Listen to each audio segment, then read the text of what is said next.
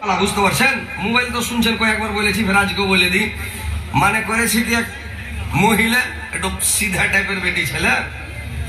আর বেটির কাপড় পিনেছে মায়ে, আর মার কাপড় পিনেছে বেটি, আর কাপড় চেঞ্জ করে নিয়েছে। আর কাপড় চেঞ্জ করে যখন বসছে,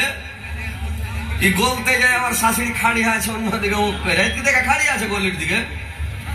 আর ওর জামাই খ্যাপা চলে এসে সেদিন বেড়াইতে,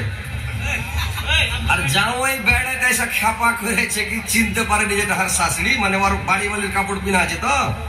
ও আর খেয়ে যেটা হার বাড়ি বালি পাঁচা দিক থেকে শাশুড়ি কাছে জুত করে যখন চাইটা ধরে নিয়েছে, তোমার শাশুড়ি আর কল্লা ঘুরেতে পারে না, মানে পাঁচা দিক থেকে জামাই বুক পাড়াতে ধরেছে শাশুড়িকে, জুত করে ধরে আসা একেবারে বুকে চেপে শাশুড়িকে।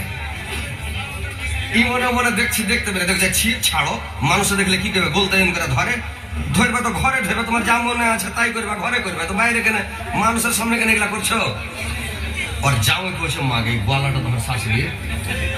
চেঞ্জ হয়ে গেছে, ব্যাপার খারাপ, আওয়াজটা